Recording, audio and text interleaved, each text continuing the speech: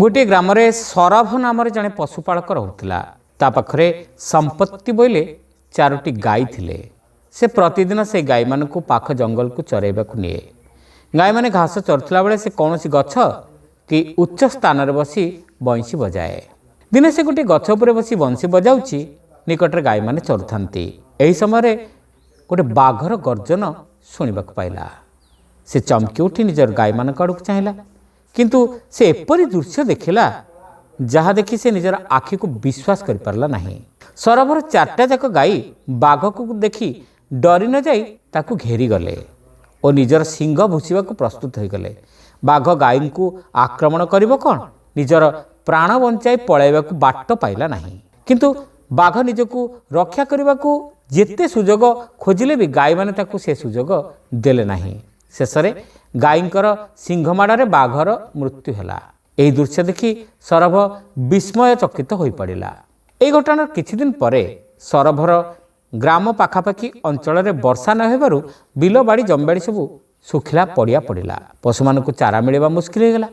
चारा अभाव गाई माने दिन को दिन दुर्बल हो पड़े। सरभ गाई मानकर दुरवस्था देखि सह्य कर पारला नहीं। से निज गाई मानक अड़ई दूर थिबा गोटे पहाड़िया इलाका को पळेला। सेठाकर पड़िया सबुजिमारे भरपूर थिला और चारिआडे उच्च उच्च घास परिपूर्ण थिला। से यह देखि विस्मित हला।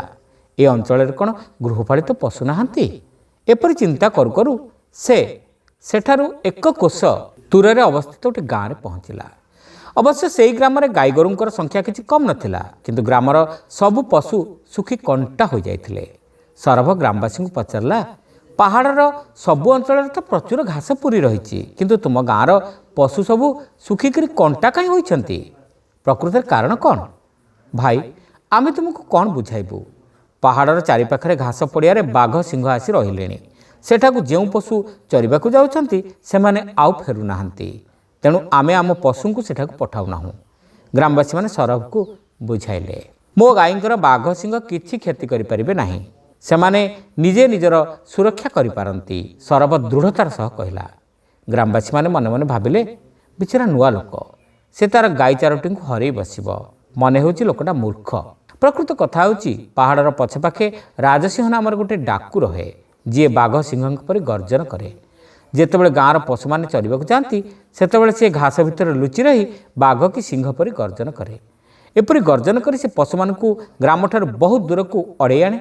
जेतेबेले गाई माने पहाड़र आरपाख को चली जाती से सेमानकू नहीं दूरवर्ती गाँव में बिक्री कर दिए। एहीपरि से धन अर्जन करे। बेले बेले ग्राम पाखक आसी से एहीपरि गर्जन करे। फल ग्रामवासी निजर जीवन बंचाइबाकू पळाई जाती। गाँव मध्य केतेक पशु को से उठाई निए। तेणु ग्रामवासी माने सेही दिग को निजर पशु मानकू पठाइबाकू साहस करती नाही। सरभ को एक कथा जणा नथिला। से केवल जानिथिला तार गाई मानकर बाघ सिंह प्रति भय नाही। डाकू गजसिंह केते दिनरू पशु चोराई नथिबारु बड़ विचित्र अवस्था थाए। एपरि स्थले दिने से सरभर गाई मानकू पहाड़ पाखरे चरुथिबार देखिला। से गाई गुड़िक खूब मोटासोटा और सुस्थ सबल हो गलेनी। तार मालिक सरभ एक गछ उपर बसी निश्चिंत बंशी बजाउथिबार दृश्य डाकू गजसिंह मते देखि पारला। डाकू से गाई गुड़िक चोराई नेबाकू स्थिर कला। निजर पूर्व योजना मुताबक से गोटे बुदा भितर लुचि रही सहजरे निजर काम पूरा करि परिबो बोली भाबिला। ता परदिन गाई माने चरिबाकू आसिया पूर्वरु डाकू पहुँची गला आ गोटे बुदा मूल लुचि रहिला। सरभर गाई माने से अंचल को ता परदिन चरिबाकू आसिले। सरभ गाई मानकू चरिबाकू छाड़ी बंशी बजाइला। किछि समय पर ताकू बाघर गर्जन शुभिला किंतु से भयभीत हैला नहीं। से केवल तार गाई मानकर आचरण को लक्ष्य कला। सतकू सत गाई माने घास चरिबा छाड़ी एक बुदा को सिंह देखाई चारिपाखरु जगी रहिले। से बुदा भितर बाघर गर्जन शुभुथिला। सरभ बंशी बजाइबा बंद कर दे से विचित्र दृश्य को देखुथिला। सेतेबेलकू डाकू गजसिंह बड़ विचित्र अनुभव करथाए।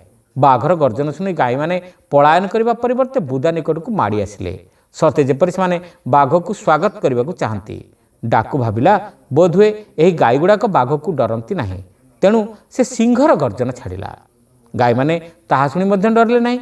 उल्टी खुरारे माटी ताड़ी अत्यंत उत्क्षिप्त हो उठिले। सते जेपरि से आह्वान करथिले, साहस अच्छी तो बाहर को आमे तोर जीवन नहीं छाड़ू ना। एबे डाकू बुझीपारा एपरी गाई मान को हाथ लगाइबा तो दूरर कथा एबे तांको कबलरू निज जीवन बंचाइबा भी सहज नुहे। भୟରେ ତାର ଶରୀରରୁ ଝାଳ ବୋହିଗଲା। ସେ ଅନେକ ସମୟ ଯାଏଁ ବାଘ ସିଂହ ଗର୍ଜନକୁ ବଦଳେଇ ଥରକୁ ଥର ଶବ୍ଦ କଲା, ତଥାପି କିଛି ପରିବର୍ତ୍ତନ ଘଟିଲା ନାହିଁ। ମାତ୍ର ସେହି ଗର୍ଜନ ଶୁଣି ଗ୍ରାମ ପାଖରେ ଘାସ ଚରୁଥିବା ଗାଈ ଗୋରୁମାନେ ଜୀବନ ବିକଳରେ ପଳାୟନ କଲେ। ଯେଉଁ ପଶୁମାନେ ବନ୍ଧା ହୋଇଥିଲେ ସେମାନେ ପଘା ଛିଣ୍ଡେଇ ଦୌଡ଼ି ପଳାଇଲେ। ଗ୍ରାମର ଲୋକମାନେ ପଶୁମାନଙ୍କ ପଛେ ପଛେ ଦୌଡ଼ିଲେ। ଏହି ସମୟରେ ସୌରଭ ଗାଁ ଭିତରକୁ ଦୌଡ଼ି ଦୌଡ଼ି ଆସିଲା। ସେ ଗ୍ରାମବାସୀଙ୍କୁ ବୁଝାଇଲା, ମୋ ଗାଈମାନେ ବାଘ ସିଂହକୁ ଧରି ପକାଇଛନ୍ତି, ତୁମେମାନେ ଆସ ଦେଖିବ। ତା କଥା ଶୁଣି କେତେକ ଲୋକ ତା ସାଙ୍ଗରେ ଯିବାକୁ ବାହାରିଲେ ସତ, ମାତ୍ର ସେମାନଙ୍କର ପିଣ୍ଡରେ ପ୍ରାଣ ନଥିଲା। ସେମାନେ ଭୟରେ ଡରି ଡରି ଆଗକୁ ଯାଉଥିଲେ। ସୌରଭ ସେମାନଙ୍କୁ ବୁଦା ପାଖକୁ ନେଇଗଲା, ଯେଉଁ ବୁଦାକୁ ତାର ଗାଈମାନେ ଘେରି ରହିଥିଲେ। ଏହା ଦେଖି ଗ୍ରାମବାସୀମାନେ କିଛି ବୁଝି ନପାରି ପଚାରିଲେ, ସୌରଭ, ବାଘ ଗଲା କୁଆଡ଼େ? ସେ କ'ଣ ଏତେ ଜଲ୍ଦି ବାହାରକୁ ଆସିବ? ବାହାରକୁ ଆସିଲେ ମୋ ଗାଈମାନେ ତାକୁ ମାରି ପକାଇବେନି? ତୁମେମାନେ ସେଇ ବୁଦା ଉପରକୁ ପଥର ଫିଙ୍ଗ, ତା ଭିତରେ ବାଘ କି ସିଂହ ଯିଏ ଥିବ ସେ ନିଶ୍ଚୟ ପଦାକୁ ବାହାରିବ। ସୌରଭ ବୁଝାଇଲା। ଲୋକମାନେ ପଥର ବର୍ଷା କରିବାରୁ ସୌରଭର ଗାଈମାନେ ଟିକେ ପଛକୁ ଘୁଞ୍ଚିଗଲେ। ବୁଦା ମଧ୍ୟରୁ ରକ୍ତ ଜୁଡ଼ୁବୁଡ଼ୁ ହୋଇ ଗଜସିଂହ ବାହାରି ଆସିଲା। ସେ ସିଧା ଆସି ଗ୍ରାମବାସୀଙ୍କର ପାଦ ତଳେ ପଡ଼ିଗଲା। ଡାକୁ ସମସ୍ତଙ୍କ ଆଗରେ ନିଜର ଦୋଷ ସ୍ୱୀକାର କରି କହିଲା, ସେ ନିଜେ ବାଘ ଆଉ ସିଂହଙ୍କ ପରି ଗର୍ଜନ କରି ଗାଈମାନଙ୍କୁ ପାହାଡ଼ର ଆରପାଖକୁ ତଡ଼ି ନେଉଥିଲା ଓ ସେସବୁକୁ ଅନ୍ୟ ଗ୍ରାମରେ ବିକ୍ରି କରିଦେଉଥିଲା। ଗ୍ରାମବାସୀମାନେ ଯେତେବେଳେ ଜାଣିପାରିଲେ ଡାକୁ ଗଜସିଂହ ତାଙ୍କର ଗାଈଗୋରୁଙ୍କର ପ୍ରକୃତ ଚୋର, ସେମାନେ ତାକୁ ମାରି ମାରି ଅଧାମରା କରିଥିଲେ। ସେହିଦିନଠାରୁ ସୌରଭ ସେ ଗାଁର ସର୍ଦ୍ଦାର ହେଲା। ତା ପରଠାରୁ ଗ୍ରାମର ଗାଈଗୋରୁ ଆଦି ପଶୁମାନେ ପାହାଡ଼ ପାଖାପାଖି ଅଞ୍ଚଳରେ ଚରାବୁଲା କରି ସୁସ୍ଥ ସବଳ ହୋଇଗଲେ। ଶ୍ରୋତାବନ୍ଧୁ, ଗପଟି ଆପଣମାନଙ୍କୁ କେମିତି ଲାଗିଲା କମେଣ୍ଟ କରି ନିଶ୍ଚିତ ଜଣାଇବେ। ଚ୍ୟାନେଲରେ ନୂଆ ହୋଇଥିଲେ ସବସ୍କ୍ରାଇବ୍ କରିବାକୁ ଭୁଲିବେ ନାହିଁ। ରହିଲୁ, ନମସ୍କାର।